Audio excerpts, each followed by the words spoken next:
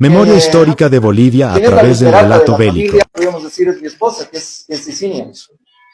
Yo soy un escritor prácticamente por urgencia, y ya les voy a contar por qué. Y lo que yo hago es el relato bélico y el relato político. Y en eso me he especializado, en eso tengo las obras que han sido más difundidas de mi parte. He escrito otras cosas también, pero ninguna ha tenido pues el nivel de difusión que ha tenido el relato en mi caso personal. Ahora bien, el relato tiene una historia bastante interesante y bastante larga en Bolivia por una simple y sencilla razón. El relato tiende a ser corto, es más corto que un ensayo, más corto que una novela, y en Bolivia se desarrolló pues muy tardíamente el arte de la tipografía y por supuesto la impresión. Tanto es así que inclusive en la década de los años 80 del siglo XIX o incluso hasta la década de los años 90, es decir, estamos hablando hasta el final del siglo XIX, había que recurrir a imprentas de Lima en el Perú o de Santiago en Chile para poder imprimir los trabajos más importantes de Bolivia, y eso obviamente no lo podía hacer cualquiera. En cualquier caso, pues lo hacía el Estado o lo hacían privados, pero que tenían los recursos suficientes como para desplazarse a esas capitales y poder imprimir. Entonces, maduró mucho el arte del relato, porque el relato podía caber dentro de las ediciones de los distintos periódicos que había en mi país. Entonces se publicaba el periódico y dentro del periódico estaban estampados diversos relatos, a la par que también se imprimían las noticias. Por eso es que el relato tuvo una gran difusión. Y por supuesto que tenemos exponentes dentro de este ámbito que tiende a ser corto en realidad, y los tenemos desde el siglo XIX, en el siglo XX y por supuesto en el siglo XXI. En el ámbito en el que yo desarrollo los relatos, pues hay representantes muy interesantes, como una persona que llegó a ser presidente de Bolivia, que es José Manuel Pando, que antes de ser presidente de Bolivia, pues combatió en la Guerra del Pacífico, después fue escritor, político, y eventualmente llegó a ser presidente de mi país, y escribió particularmente un libro que se llama Leyendas de Bolivia. Leyendas no en sentido costumbrista, sino en el sentido heroico de lo que aconteció en mi país. Y ya después, en el siglo XX, vamos a tener pues otros grandes exponentes, como por ejemplo tenemos el libro Sangre de Mestizos en nuestra literatura, que aborda precisamente este ámbito en el que yo me he especializado. Ahora les cuento por qué es que me metí en todo esto. La literatura trasciende a cualquier otra forma de desarrollo humanístico, de pensamiento humanístico. Solamente pongámonos a pensar, por ejemplo, que actualmente conocemos a Troya, conocemos a los héroes de Troya que combatieron en Troya, los héroes griegos que combatieron en aquel periodo, conocemos la geografía de aquella época, conocemos las disputas que existían de los reinos en aquel momento de la historia, debido a dos obras fundamentales que son la Odisea y la Ilíada, que son atribuidas a Homero. Pero en realidad se sabe que muchas personas participaron en la elaboración de esta serie de relatos que fueron compaginados, unidos y al final entregados como obras de literatura. Pero son una conjunción de varios relatos que ya se contaban, o para ser más precisos, ya se cantaban en aquella época, y que en el momento en el que ocurrió el Armagedón de la Edad de Bronce, cuando la civilización se terminó, alrededor del 1200 a.C., acabó la civilización humana en aquel periodo debido a distintos factores como el cambio climático, las migraciones masivas de población, una sequía muy profunda que sucedió en el mundo mediterráneo. Pues se acabó la civilización desaparecieron las bibliotecas que ya existían en aquella época, los registros, y lo único que nos quedó de aquella época fue pues la Odisea y la Ilíada, una serie de relatos basados en una serie de cantos que se cantaban a los héroes en aquella época. Esa es la importancia que tiene la literatura, que tiene pues el pensamiento literario, la poesía, que ha trascendido a lo largo del tiempo de una forma mucho más profunda que lo que pudo haber hecho cualquier libro de historia. Y a partir de la literatura es que se ha ido reconstruyendo incluso el conocimiento científico acerca de aquella época. Y son relatos históricos, relatos que tienen que ver con personas que realmente existieron, relatos que tienen que ver con hechos heroicos. Entonces, esa es mi inspiración, por eso es que escribo relatos. Debido a esa fortaleza que tienen dentro de las comunidades humanas y su capacidad de trascender a lo largo no de los años, sino de los siglos y de los milenios. No voy a pretender en ningún momento que soy un Homero, no voy a pretender que soy un gran literato, no lo soy, yo soy solamente una persona que tiene la pluma de un consultor, pero que tiene una gran desesperación por contar algunas historias. Eso es lo que soy. ¿Por qué soy de esa manera? Hace prácticamente 20 años realicé una investigación en mi país para poder entender por qué dentro de mi país pues existía una muy baja autoestima, que es algo que acompaña de alguna manera a la región hispanoamericana.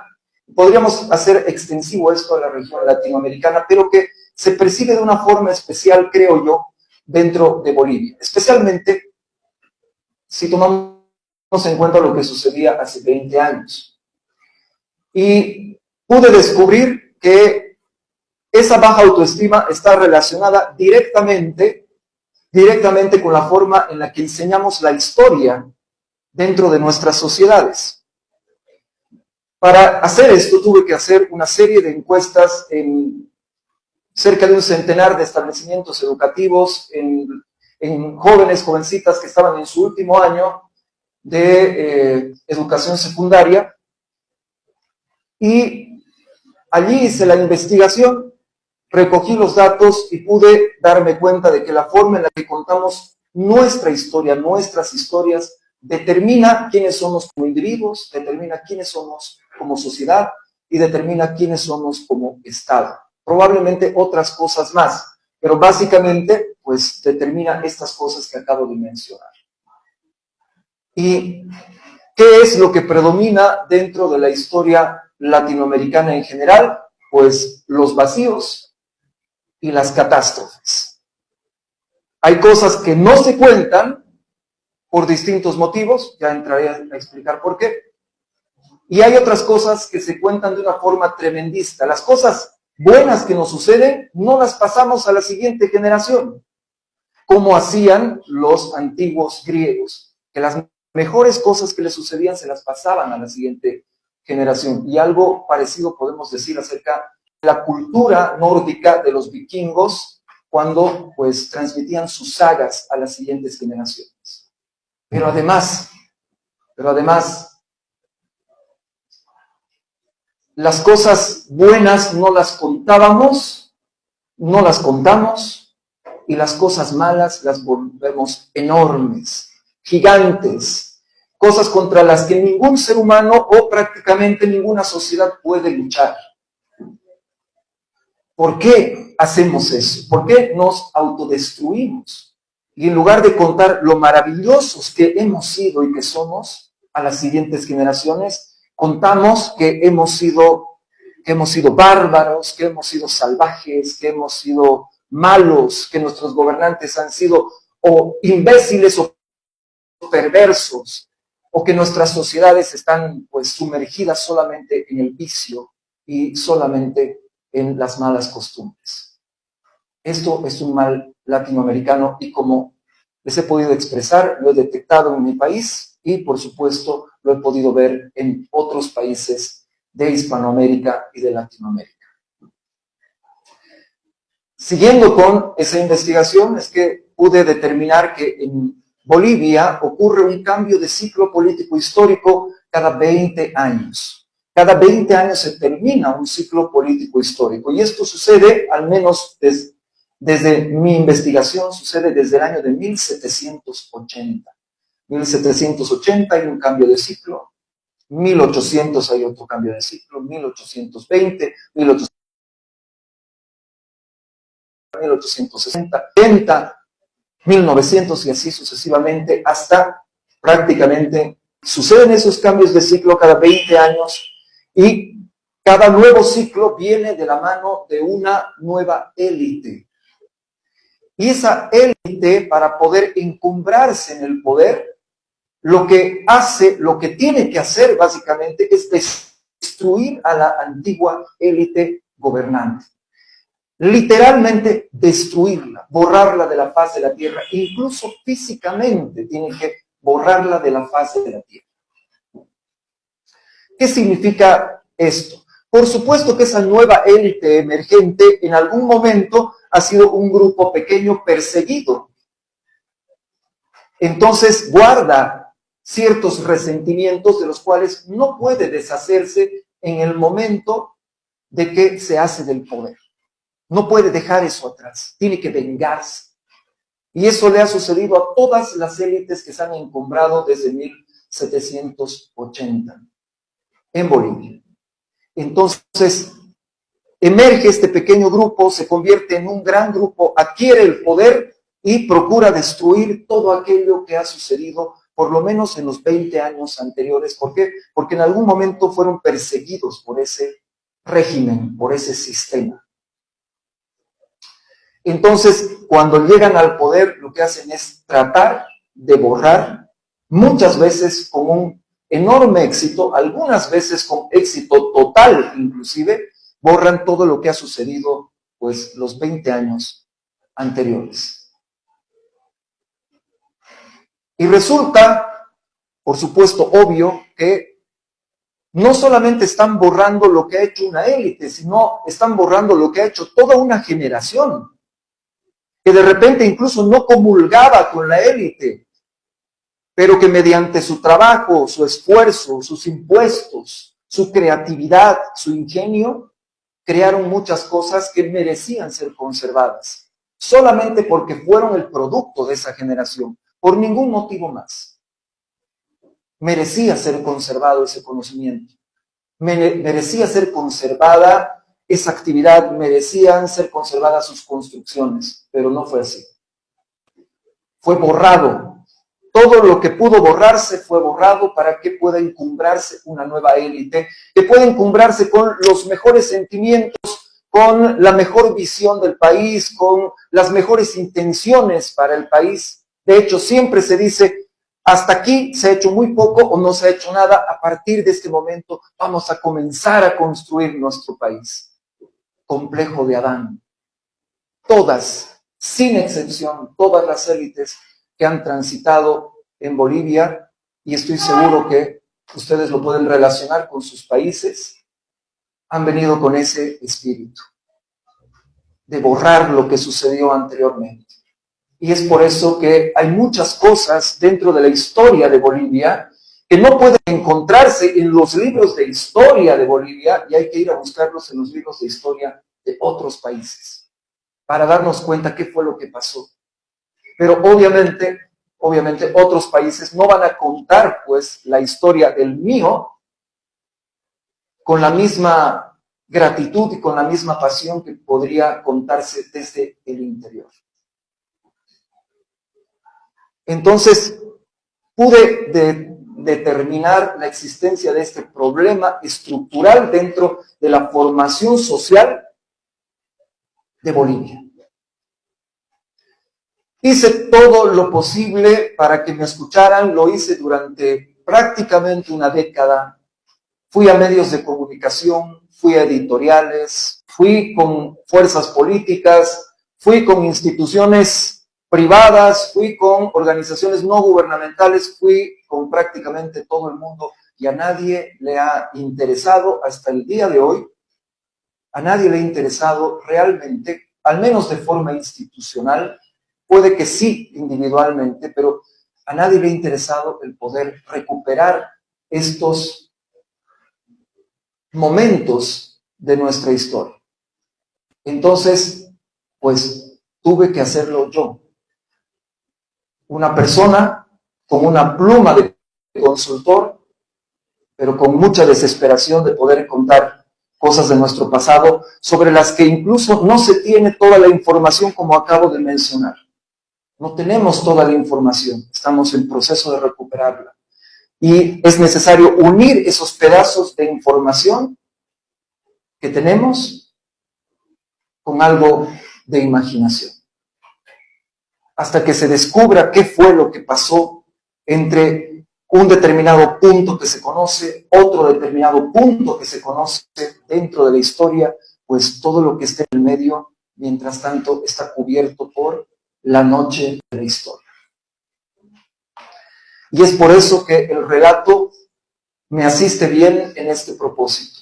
Especialmente porque pude hacerlo, pues pude desarrollar estos relatos sin necesidad de publicarlos, pues desde hace mucho tiempo. Y comencé a publicarlos individualmente. Con el tiempo los publiqué en algunos medios de comunicación que me abrieron las puertas, pero sobre todo en redes sociales. Y a partir de ese momento, pues,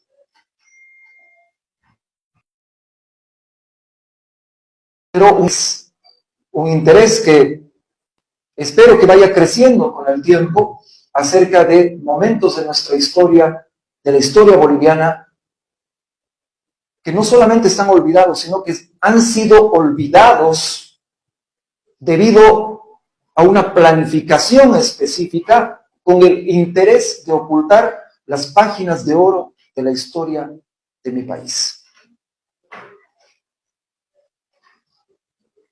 En los establecimientos educativos de Bolivia hasta hace muy poco tiempo se enseñaba que Bolivia no había ganado en su historia, en sus 200 años y algo más de existencia, no había ganado ninguna guerra. Mediante la investigación pude determinar que Bolivia tuvo 13 guerras o participó en 13 conflictos internacionales. Tuvimos guerras con todos nuestros vecinos, en algunos casos un par de veces y en algunos casos incluso más veces. Pero todo eso quedó olvidado y solamente se recuerdan, o se han recordado, los 3 conflictos. La Guerra del Pacífico, la Guerra del Chaco, la Guerra del Acre, de alguna manera, y todo lo demás ha desaparecido prácticamente por completo. Y aunque se mencionan ciertos aspectos, pues normalmente son líneas o párrafos que tienen que ser complementados con conocimiento que viene de otro lugar. Y ese es un crimen de lesa historia. Ese es un crimen de lesa historia que tiene que ser solucionado en algún momento, pero no puede ser solucionado por un individuo o por algunos individuos, sino que tiene que ser solucionado por el Estado con un fuerte apoyo de la sociedad. El Estado por ahora no quiere hacer absolutamente nada, pero ya estamos despertando algunas mentes dentro de la sociedad. Ahora yo les traslado, obviamente, esta problemática que se ha detectado dentro de mi país, que la he detectado dentro de mi país, que la he estudiado, la he determinado en su dinámica y se las traslado obviamente a ustedes. ¿Qué partes de nuestra historia nos hemos contado y qué partes nos hemos dejado de contar? Y seguramente llegarán a la conclusión, igual que yo lo hice, de que nos hemos contado las partes trágicas, las partes dolorosas, las partes horribles, las detestables de nuestra historia, pero nos hemos olvidado de contar las partes amables, las partes victoriosas, las partes gloriosas, las partes sublimes de nuestra historia. Y por eso es que vivimos en un eterno y permanente ciclo de conflicto, recordando siempre lo malo y queriendo vengar precisamente lo malo que nos ha sucedido, sin rendir homenaje a todo lo bueno que hemos creado. Hispanoamérica, solamente para poder compartir parte de lo que a mí me interesa, Hispanoamérica es la región del mundo en donde comenzó el movimiento para construir repúblicas. Antes de que suceda nuestra gran guerra de independencia, que Yandé ya la denominó nuestra gran guerra civil hispanoamericana, antes de que suceda eso, el mundo entero, el 80% del mundo conocido y habitable, estaba dominado por 6 familias que gobernaban el mundo bajo una ideología que se conocía como la monarquía absoluta, el absolutismo. El mundo entero estaba gobernado por ese tipo de centralismo, ese tipo de autoritarismo, ese tipo de concentración de poder. 6 familias dominaban el mundo. Cuando sucedió la guerra de independencia, evidentemente sucedió la balcanización, pero también surgió la esperanza de libertad, no solamente para Hispanoamérica, sino para el mundo entero. Un mundo en el que podamos tener libertades, en el que podamos tener derechos, también obligaciones. Un mundo en el que podamos tener, por ejemplo, la capacidad de sentarnos acá y decir lo que pensamos. Eso dentro de una monarquía absoluta no se puede hacer. No se puede, no se debe hacer, porque incluso puede ser considerado como un crimen contra el trono o un crimen contra la corona. Ese era el mundo antes de que le mostráramos como región hispanoamericana a todo el planeta que se podía construir un sistema en el cual el pueblo fuese el dueño del Estado. Porque república significa eso precisamente, aquello que pertenece al pueblo. Aquello que pertenece al pueblo. Nosotros lo comenzamos. Hubo una república romana en la antigüedad, una república oligárquica. Hubo repúblicas pequeñas, pequeñitas, en el Renacimiento, en el sur de Alemania, en el norte de Italia, repúblicas aristocráticas. Pero aunque nuestros países nacieron como repúblicas oligárquicas, nos hemos dado formas de convertir esas repúblicas oligárquicas en algo que cada vez es más democrático y cada vez le pertenece más al pueblo. Mi país, Bolivia, y esto es algo de lo que me siento orgulloso y quiero transmitir, por supuesto, a mis compatriotas, tuvo las primeras leyes no monárquicas de toda Latinoamérica, que las creó el mariscal Andrés de Santa Cruz para mi país y que luego se extendieron hasta otros países. Eso es algo de lo que yo me siento orgulloso y estoy completamente seguro de que todos nuestros países tenemos cosas que las hicimos primero y se las enseñamos al mundo entero. ¿Acaso no vale la pena hablar de eso? ¿Acaso no vale la pena rescatar todo lo bueno que se ha hecho para poder pasarlo a las siguientes generaciones? Como hicieron los vikingos con las sagas, como hicieron los antiguos griegos con sus cantos, como hicieron también los países europeos a través de sus trovadores y de sus juglares. ¿Acaso no vale la pena contar lo bueno de nosotros? Claro que sí vale la pena. Y de eso trata mi trabajo, de contar cosas heroicas, de victorias, de glorias, de héroes, de hazañas que han sido olvidadas por el tiempo para perjuicio de las generaciones presentes. Y por eso es que voy a seguir haciéndolo. He producido muchas cosas, aparte de los relatos, artículos que han sido publicados en revistas, hablando acerca de esta temática, pero nada de eso. Tengo libros que hablan acerca de temas específicamente científicos, de estudios que están respaldados obviamente por bibliografía, pero nada de ha tenido o tiene la misma los relatos. ¿Por qué? Porque los estudios científicos pueden arañar algo en la mente de las personas, pero los relatos que se cuentan entre amigos, los relatos que se cuentan alrededor del fuego, los relatos que se cuentan alrededor de la mesa, esas historias son las que permanecen en el corazón de la gente y perduran a través del tiempo y se proyectan hacia la eternidad.